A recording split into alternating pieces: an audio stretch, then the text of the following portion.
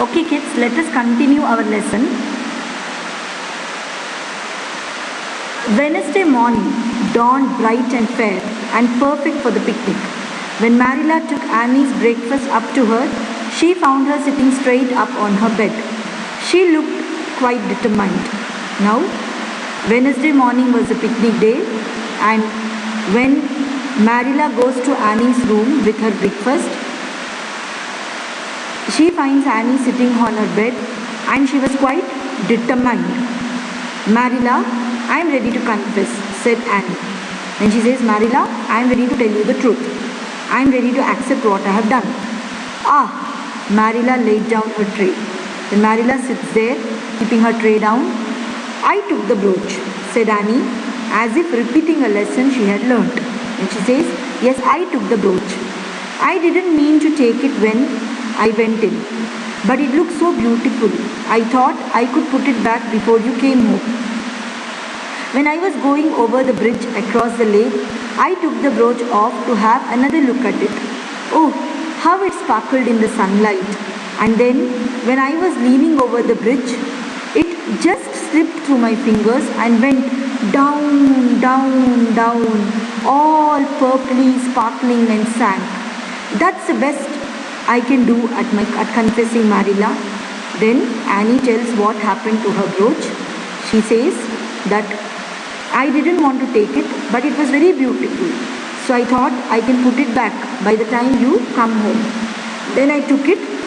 When I was going on the bridge, which is over the lake, I started looking at the brooch. It was really so beautiful. The stone was sparkling in the sunlight. And when I was just leaning over the bridge, I was standing near the bridge, it slipped from my hand and fell down into the lake water. And that is what happened with the brooch, Marilla, is what Annie is telling.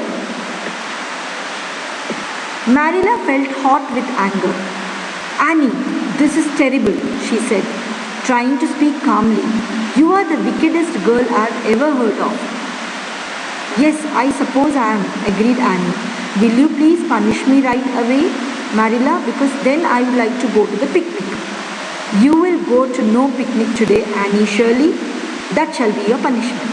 Then Marilla was very angry. She says, how bad it is, Annie. How can you lose a brooch like this? Then Annie says, yes, I have done a mistake. Please punish me. Then allow me to go to the picnic. Then Marilla says, you are not going to any picnic. This is your punishment. Annie jumped up and grabbed Marilla's hand. Then Annie just catches Marilla's hand and says, oh Marilla, I must go to the picnic. That was why I confessed. Please punish me any other way you think.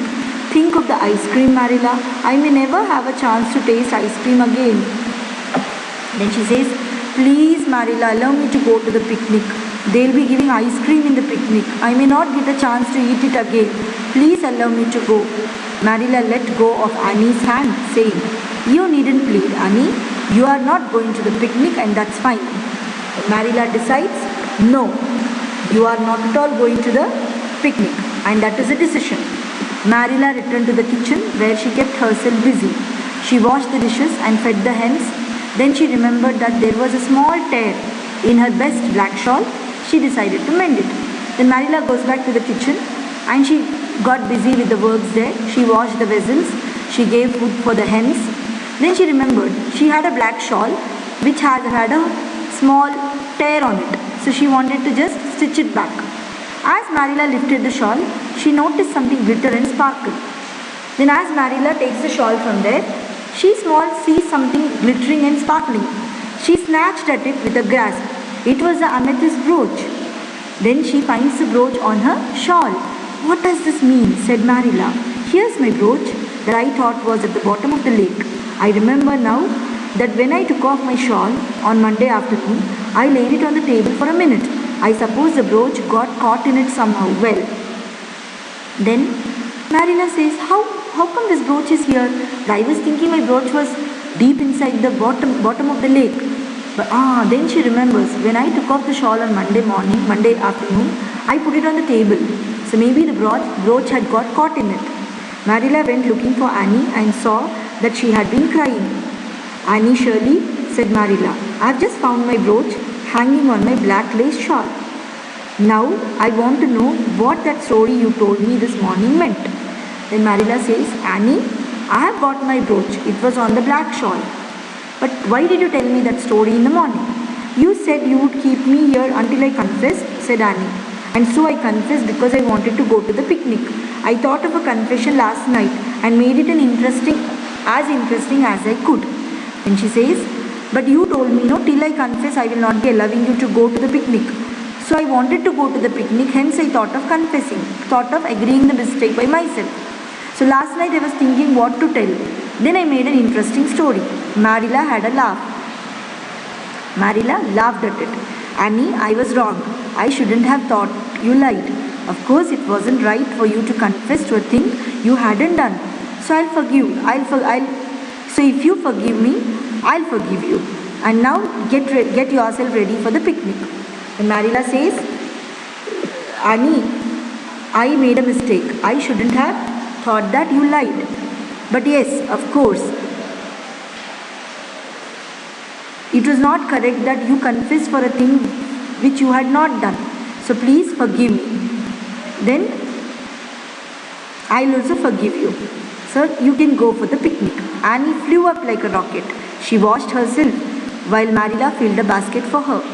That night, a very happy, tired out Annie returned to Green Gables. Then Marilla sends Annie for the picnic and Annie comes back from the picnic to Green Gables.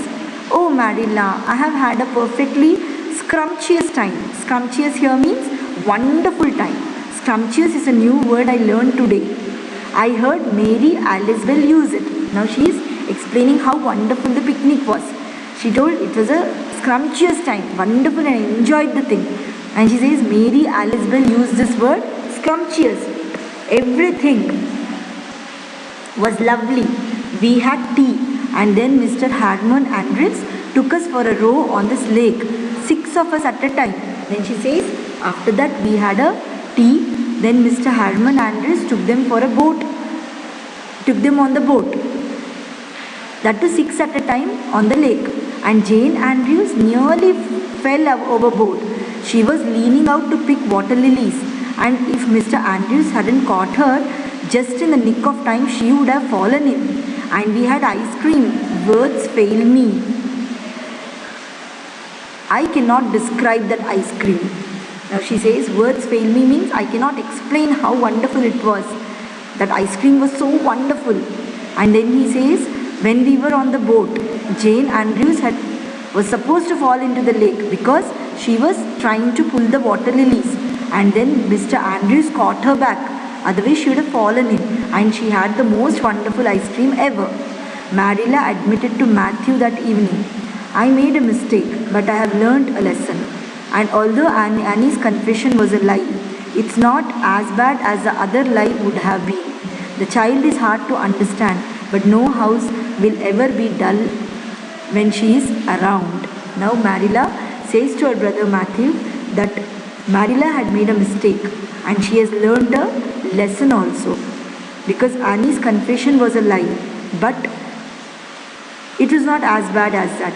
And she explains that this child Annie is very difficult to understand, but the house where she goes will never be dull because she is a very nice girl.